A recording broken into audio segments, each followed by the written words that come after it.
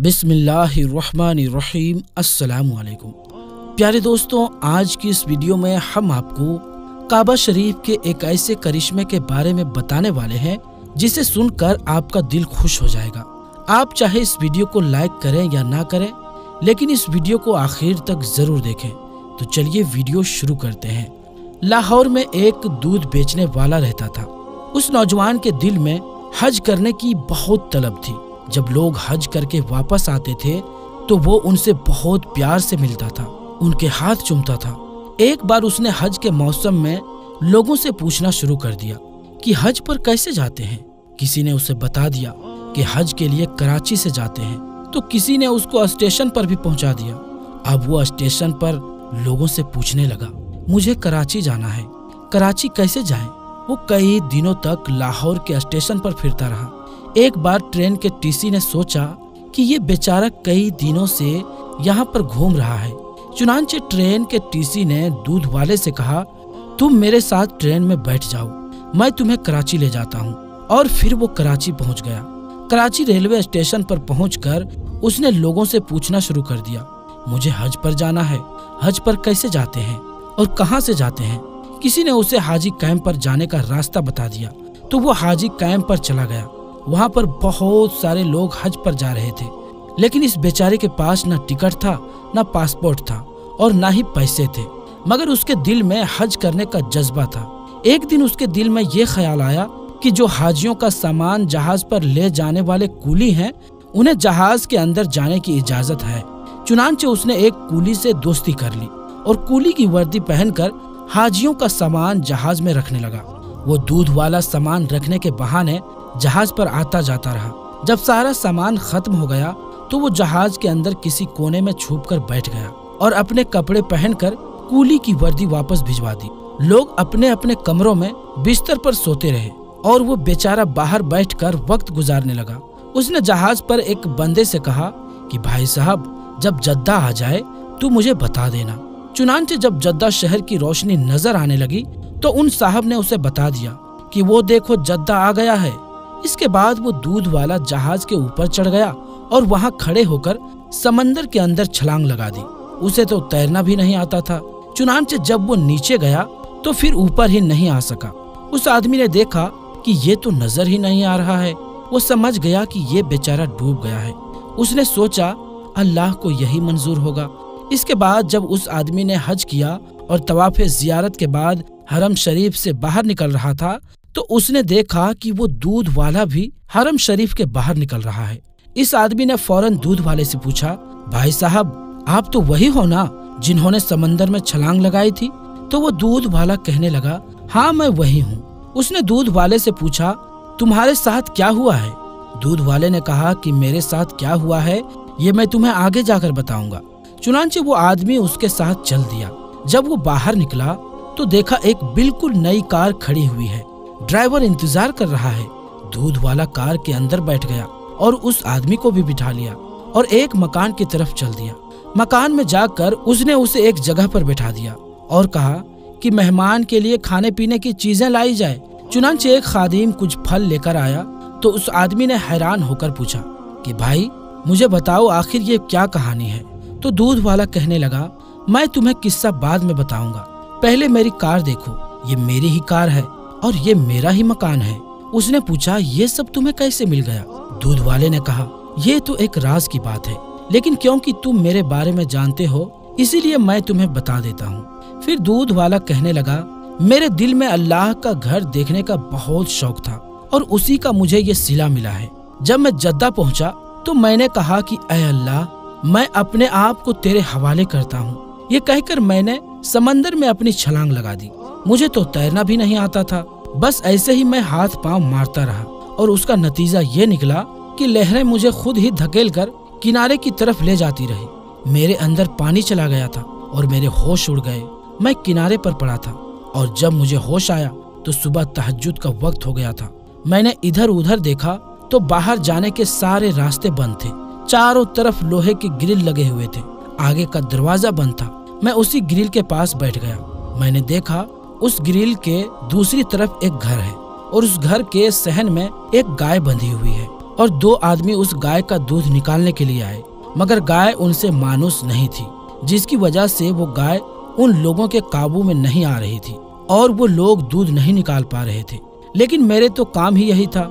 जब मैंने ये मंजर देखा तो मैंने आवाज देकर उनको अपनी तरफ मुतवज्जे किया और इशारे से कहा, इसका दूध मैं निकाल देता हूँ। वो लोग अरबी बोलते थे और समझते थे, इसीलिए मैंने उनको इशारे से ही बता दिया कि मैं इस गाय का दूध निकाल सकता हूँ। अल्लाह की शान देखिए, जहाँ मैं बंद था वो एरिया सामने कोठी में रहने वाले सेठ के अंडर में था।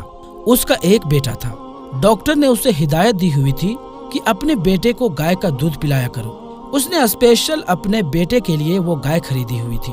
गाय के अंदर दूध तो होता था, मगर वो निकालने नहीं देती थी, जिसकी वजह से वो सेठ और उसकी बीवी बहुत परेशान होती थी। अब जब मैंने उनसे कहा कि मैं गाय का दूध निकाल देता हूँ, तो उन्होंने सेठ से कहा कि अंदर मुसाफिरों में से एक आदमी कहता है, मैं तुम्हें दूध निकाल कर देता हूँ। सेठ ने कहा, ये चाबी ले जाओ और जाकर उसे ले आओ। वो गेट का ताला खोलकर मेरे पास आके मुझे सेठ के पास ले गए। जब मैंने गाय पर प्यार से अपना हाथ फेरा और उससे अपने अंदाज में बात की तो गाय मान गई और मैंने नीचे बैठकर उन्हें 8 से 10 लीटर दूध निकाल कर दे दिया।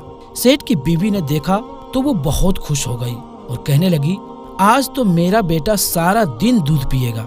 फिर वो कहने लगी, इस दूध वाले को जाने नहीं देना। जब मेरी सेठ से मुलाकात हुई तो उसने पूछा, आप कौन हैं, कहाँ से आए हैं? मैंने कहा, मैं पाकिस्तान से हज करने के लिए आया हूँ। तो वो कहने लगे, हम तुम्हें वापस नहीं जाने देंगे, तुम अच्छा दूध निकालते हो। मैंने कहा, मैं दूध तो निकाल दिया करूँगा, लेकिन मुझे हज भी करना है। तो वो लोग कहने लगे कि इसकी फिक्र तुम मत करो, तुम्हें हज भी करवा देंगे। दूसरे दिन उसकी बीवी ने अपने वालिद को फोन किया और सारी बात बता दी। उसके वालिद ने 200 गाय भैंसों का एक बाड़ा बनाया हुआ था। चुनांचे जब उसने ये बात सुनी तो वो बहुत खुश हो गया और कहने लगा, हमें तो ऐसे ही बंदों की जरूरत है जो इस काम में परफेक्ट हो। बाद में उन्होंने सेठ को फोन किया और कहा, उसे हमारे पास भेज दो। चुनांचे सेठ ने मुझे अपनी गाड़ी में बिठाया और अपने ससुर साहब के घर छोड़ाया। उसके ससुर ने मुझसे कहा, मैं तुम्हें यहाँ रखता हूँ, तुम्हारे जिम्मे में ये काम है, तुम सुबह शाम मेरी गाय भैंसों का दूध निकाल दिया करो। जब दूध निकालने का वक्त आया तो मैंने 20 से 25 गायों का दूध मिनटों में ही निकाल दिया। वो लोग बहुत ज्यादा हैरान हुए और सोचने लगे, इतना दूध भी निकल सकता है, आज तक तो इतना दूध निकला ही नहीं है। वो लोग कहने लगे कि तुम यहीं रहो, हम तुम्हें जाने नहीं देंगे, हम तुम्हें हज भी करवा देंगे। मैंने उनसे कहा, मुझे वापस अपने घर जाना है। वो लोग कहने लगे, नहीं, तुम्हें यहीं रहना है। मैंने कहा, मेरे बीवी बच्चे तो वहाँ हैं। उन्होंने कहा कि इसकी तुम फिक्र मत करो, मैंने एक नया घर बनाया है, ये घर मैं तुम्हें देता हूँ और ये मेरी गाड़ी भी है, ये गाड़ी मैंने नई ली है, ये गाड़ी मैं तुम्हें तोहफे में देता हूँ। अब तुम अपने बीवी बच्चों का नाम और उनका एड्रेस बता दो, मैं उन्हें पैगाम भिजवा देता हूँ और आने वाले जहाज में तुम्हारे बीवी बच्चे यहाँ पहुँच जाएंगे और उसके साथ एक और हज कर लेना, बल्कि अब तो हर साल हज करते रहना। अब 1 हफ्ते बाद मेरे बीवी बच्चे मेरे पास पहुँच जाएंगे। मैंने हज भी कर लिया है। ये अल्लाह के घर को देखने की बरकत है। अल्लाह ने मुझे दुनिया की नेमतें भी अता कर दी। अब मैं यहीं रहूंगा, हर साल बैतुल्लाह शरीफ की जियारत करूंगा। सुभान अल्लाह, सुभान अल्लाह। दोस्तों, इस वाक़ये के बारे में आप क्या कहेंगे? कमेंट बॉक्स में जरूर बताएं। प्यारे दोस्तों, अगर आपसे किसी ने पूछ लिया कि इस दुनिया में सबसे पहले हज किसने किया, तो शायद आप ना बता पाए, लेकिन इस वीडियो को देखने के बाद यकीनन आप जान जाएंगे कि इस दुनिया में सबसे पहले हज किसने किया। दोस्तों, सऊदी अरब के मक्का शहर में काबा शरीफ की तामीर तो आदम अलैहिस्सलाम के दौर में ही हो चुकी है। रिवायतों में आता है कि जब अल्लाह ने आदम अलैहिस्सलाम को जन्नत से निकालकर इस जमीन में भेजा तो आदम अलैहिस्सलाम ने अल्लाह के हुक्म से पहाड़ों से पत्थर ला लाकर खानाए काबा की तामीर की।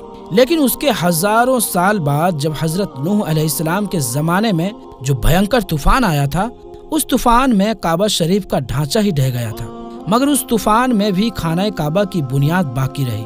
दोस्तों, उसके बाद यानी कि तकरीबन 4000 साल पहले मक्का शरीफ में कोई भी नहीं रहता था। अल्लाह ताला के हुक्म से वहाँ पर सबसे पहले हजरत इब्राहिम अलैहिस्सलाम अपनी बीवी हजरत हाजरा के साथ मक्का शरीफ में तशरीफ लाए। ऐसा माना जाता है कि इसी दौरान हजरत इब्राहिम अलैहिस्सलाम ने अल्लाह के हुक्म से اسی بنیاد پر پھر سے خانہ کعبہ کی تعمیر کی اور اسے اللہ کے حوالے کیا۔ اللہ تعالیٰ نے حضرت ابراہیم علیہ السلام کو یہ حکم دیا کہ وہ اس گھر کو رکوع اور سجدہ کرنے والوں کے لیے پاک صاف رکھیں اور لوگوں میں حج کرنے کا اعلان بھی کر دیں۔ دوستوں، علماء اکرام کے مطابق حضرت ابراہیم علیہ السلام کے اس اعلان کے بعد سے حج کی شروعات ہوئی، اور سب سے پہلا حج حضرت ابراہیم علیہ السلام نے ہی کیا، کیونکہ اللہ کے نبی اور پیغمبر ہی اللہ کے حکم پر سب سے پہلے عمل کیا کرتے تھے۔ دوستوں، حضرت ابراہیم علیہ السلام کو جب اللہ کی طرف سے لوگوں کو حج کرنے کی دعوت دینے کا حکم ملا تو حضرت ابراہیم علیہ السلام نے اللہ سے یہ سوال کیا کہ اے میرے خدا، یہاں پر کون لوگ ہیں جو میری آواز کو سنیں گے؟ اللہ تعالیٰ نے فرمایا، اے ابراہیم، آواز دینا تمہارا کام ہے اور لوگوں تک اس آواز کو پہنچانا میرا کام ہے۔ دوستو، اس کے بعد حضرت ابراہیم علیہ السلام ایک بڑے سے پتھر پر کھڑے ہوئے اور لوگوں میں حج کرنے کا اعلان کیا، تو اللہ نے حضرت ابراہیم علیہ السلام کی اس آواز کو اتنا بلند کر دیا، اتنا بلند کیا کہ اس آواز کو دنیا کے ہر انسان نے سنا، یہاں تک کہ پیڑ پودوں کو بھی وہ آواز سنائی دی، جس کی وجہ سے پہاڑ اور پیڑ پودوں میں بھی یہ خواہش ہو گئی کہ وہ بھی اللہ کے اس گھر کی زیارت کریں۔ دوستو، حضرت ابراہیم علیہ السلام کے بعد وقت دھیرے دھیرے بیتتا چلا گیا اور مکہ شریف میں لوگ گھر اور مکان بنانے لگے۔ اس کے بعد عرب کے لوگوں نے یہاں الگ الگ طرح کی مورتیاں رکھ دی اور ان کی الگ الگ طریقے سے عبادت شروع کر دی۔ دوستو، اس کے بعد یعنی آج سے تقریباً 1400 سال پہلے اللہ کے آخری نبی حضور صلی اللہ تعالی علیہ وآلہ وسلم پیغمبر بن کر آئے۔ اس دور میں لوگوں کا بہت ہی برا حال تھا، لوگ آپس میں لڑ جھگڑ رہے تھے، بچیوں کو زندہ دفن کر رہے تھے، بیواؤں کو جینے تک کا ادھیکار نہیں تھا، سب کے الگ الگ دیوی دیوتا تھے، کوئی کسی کا پوجا کر رہا تھا تو کوئی کسی کا۔ اس برے دور کو ختم کرنے کے لیے اور لوگوں کی رہنمائی کے لیے اللہ نے آپ کو اپنا پیغمبر بنا کر بھیجا۔ آپ نے لوگوں میں سے جات پات کی دیوار کو ختم کر دیا، کالے اور گورے میں فرق کو مٹا دیا اور سب لوگوں کو ایک ہی قطار میں لا کر کھڑا کر دیا، یعنی کہ اسلام کی قطار میں کھڑا کر دیا۔ دوستوں، تو آج کے لیے بس اتنا ہی، انشاءاللہ ملیں گے اگلی ویڈیو میں، تب تک کے لیے السلام علیکم، اللہ حافظ۔